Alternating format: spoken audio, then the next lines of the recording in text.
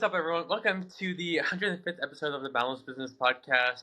It's good to have the crew back together, all of us in one. I did a solo episode, and this is me and Justine.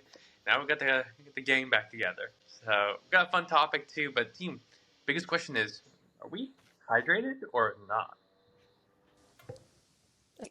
I think I'm probably dehydrated because I've only had Starbucks today. Okay, yeah, that's But I have a liquid. I just think it's technically dehydrating. Shame, but we'll forgive you on this one because we got a fun topic today, right, Justine? yeah. Today's topic, we're going to talk about how soon people can expect to start getting leads in from different sources that they're using to generate those leads. Ads, cold outreach, email, all that fun stuff. So, where would you like to start with this topic, Nico? I think we start from the kind of king of all lead generation sources, not Zuckerberg, it's not Elon, it's X's platform. It's referrals.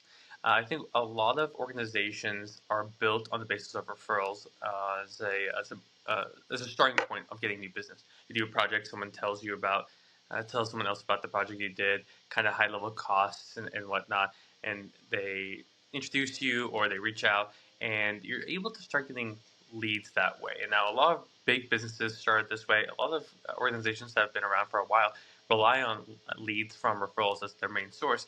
But for you, that could happen as soon as the next day after you've completed a project, or it could take a year, 2 years, maybe even longer to get a referral. Now, like I said, this is the king of all referrals. It's almost free marketing. However, it's inconsistent, right? So that's kind of the trade-off on what you can expect with referrals. Now, from what we've seen, a referral typically happens within 3 to 6 months afterwards. So for you, this is a good source to know. So anyone you've completed a job for, maybe 3, 6 months ago, even a year ago, it might be worth it after this podcast, or even right now, you can pause, to go reach out to past customers, follow up, see how their projects are holding up. If you installed turf in their backyard, or let's say you installed a really cool additional outdoor living project. Maybe you did windows. Whatever you did, let's reach out. Let's see if they're still satisfied. Is there any way that you can help them, or maybe even increase the scope? At the end of that conversation, ask for a referral or a review, because that's another mechanism that you can ask and get leads from, which we'll talk about a little later. You guys have anything else to add on kind of the referrals side of leads? You definitely touched on it, but although you can get referral leads really quickly, it certainly helps if you ask for them. That is definitely one way to get them more quickly, is if you're actively saying, hey, if you know anybody that could value this service, please let me know. You can also increase the speed at which you might get those referrals if you offer some type of incentive for them. So maybe that's, $20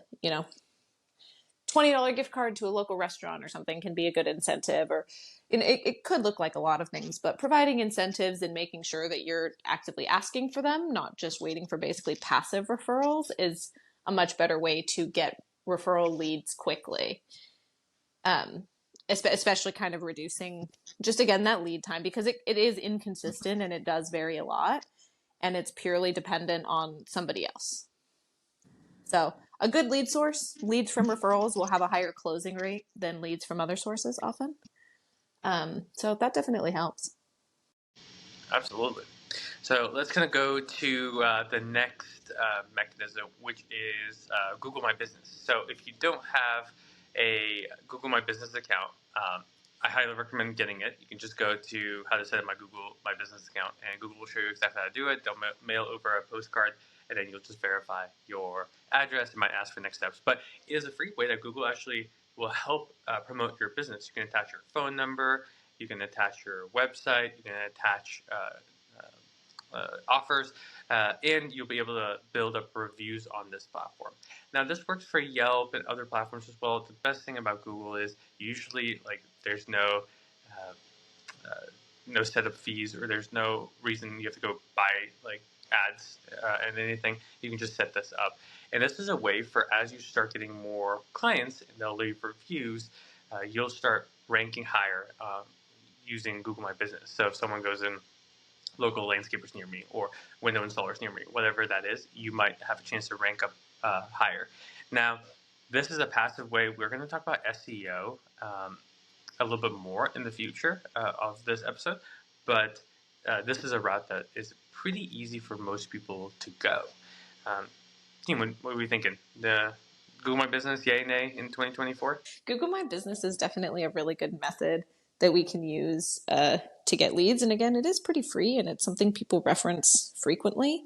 We've talked a lot about lead gen sources that are a little bit more passive. So more passive or typically have less cost associated with them at least. And those are definitely really great ways to build your business, especially as you're bootstrapping and you're trying to keep costs low.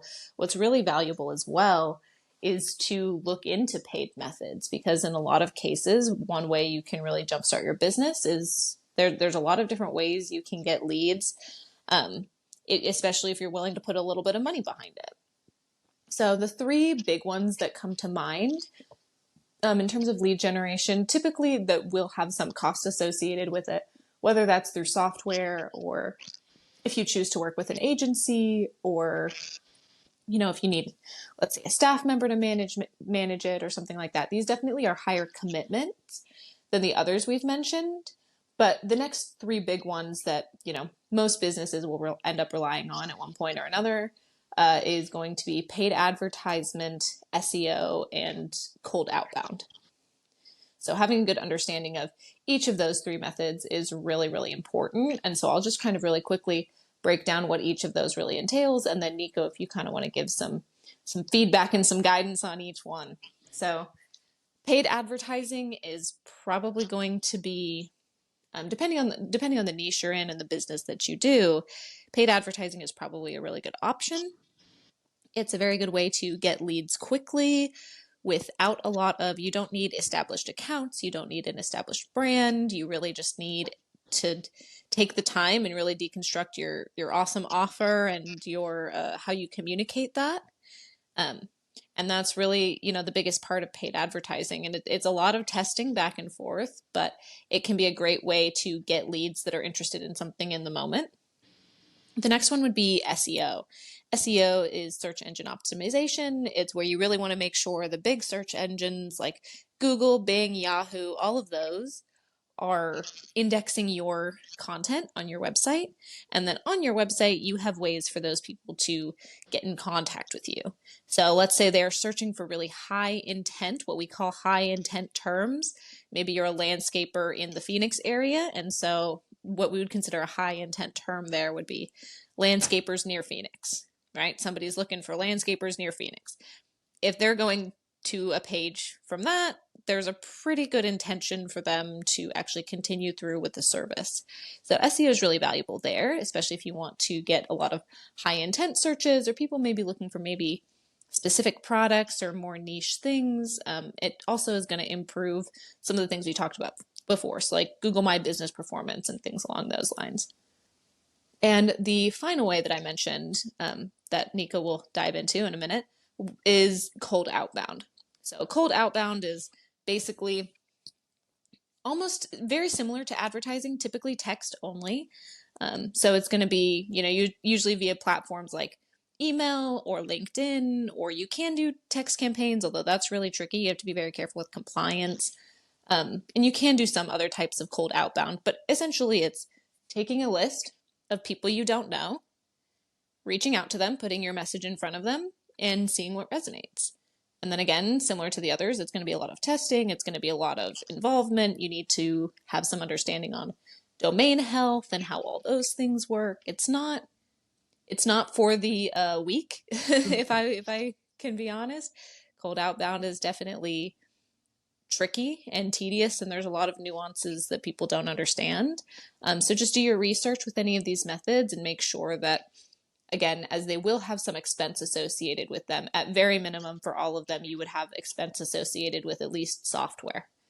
Yeah. And you want to make sure that you do understand these methods and what might work best for you in order to be successful at them. So ads is going to be much more short term, very quick, but maybe slightly lower intent than the others, as well as, SEO is going to be a really, really long game. If you start your SEO journey today, you're not seeing anything for 6 months.